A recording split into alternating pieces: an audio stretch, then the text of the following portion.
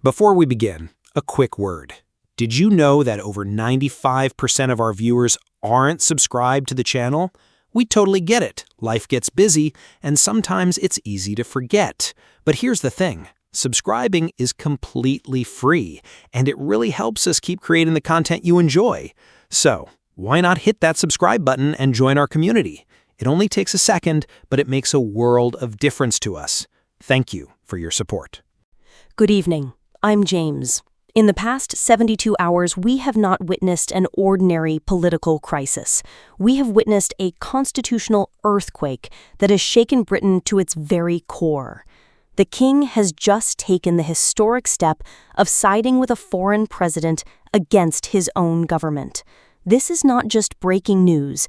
This is a moment that will be studied in history books, remembered as the day the contract between the ruler and the ruled was fractured. And I'm Amelia. What began as a warning from Donald Trump over free speech has exposed a scandal so shameful that millions of Britons are feeling a sense of profound anger and betrayal tonight. The story we are about to tell you is not just about politics. It is about the moral fabric of an entire nation and a fundamental question. What do we owe to those who risk their lives for us? Before we reveal how it all fell apart, subscribe to Alert View because what comes next will change how you see international politics forever. It all began 3 days ago when Donald Trump issued his harshest warning to any foreign leader in recent memory. He spoke directly to Prime Minister Keir Starmer and said, "Stop silencing American companies or face all-out economic war." But Amelia, this was never just about tech censorship, was it? He was about to detonate a time bomb that had been ticking right under the government's feet. Exactly, James. That was merely the tip of the iceberg, the surface layer of something far darker. On the very same day Trump issued his warning, government documents were leaked, revealing a horrifying truth. While Starmer's administration was hitting social media companies with multi-million-pound fines, it was secretly spending over £3 million a day housing illegal migrants in luxury hotels. And we are not talking about basic accommodation.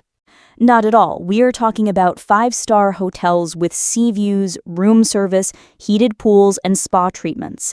The leaked documents revealed unbelievable details: premium room service menus, game rooms for children, and full access to fitness centers and massage services for adults. The cost? £340 per person per night. To put that in perspective, that daily expenditure is enough to build new homes for our homeless veterans. And this is where the story becomes utterly heartbreaking, where it shifts from a financial scandal to a moral tragedy. At the very same time these luxury bills were being paid, James Patterson, a Royal Marine who survived 3 combat tours in Afghanistan, was found sleeping in a cardboard box outside a London McDonald's.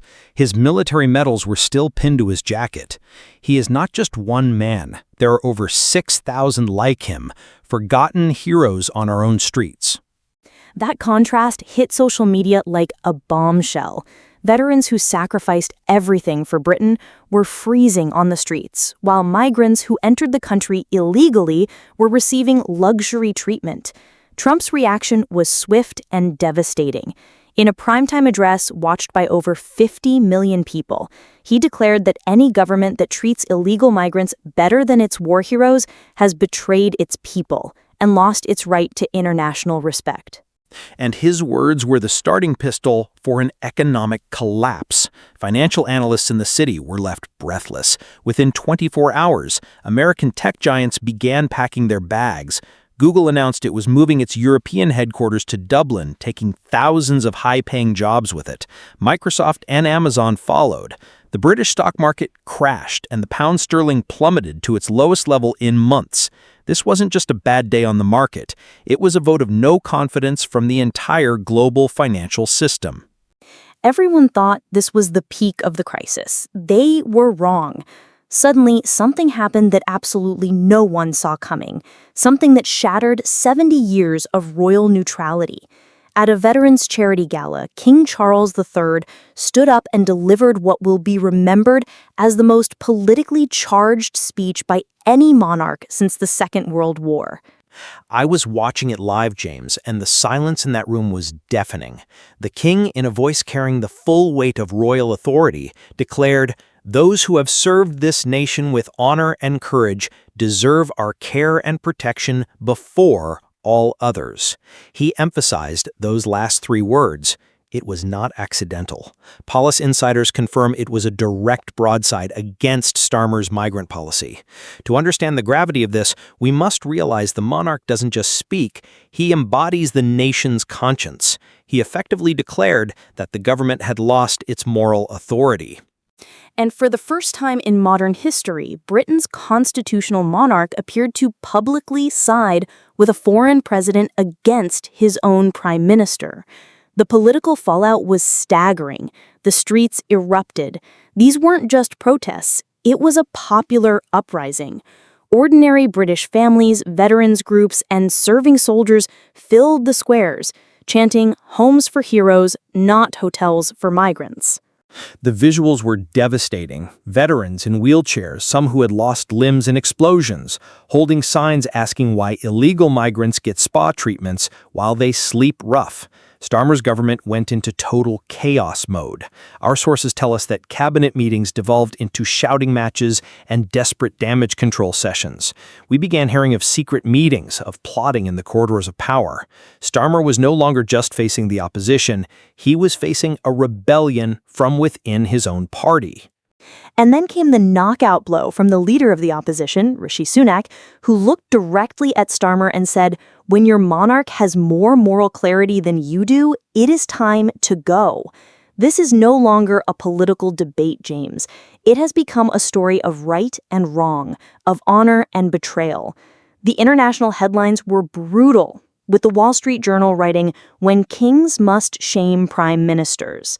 Exactly. This crisis has transcended party politics. When a foreign president and your own constitutional monarch question your moral judgment at the same time, you are facing a complete crisis of legitimacy. Keir Starmer's government is not just facing a crisis, it is self-destructing in real time, and the aftershocks will reshape British politics for a generation.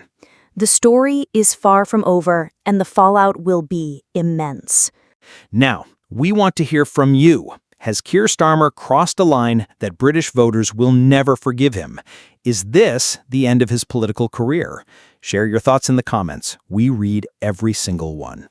And if this story shocked you as much as it did us, share this video with everyone who needs to see what is really happening in British politics.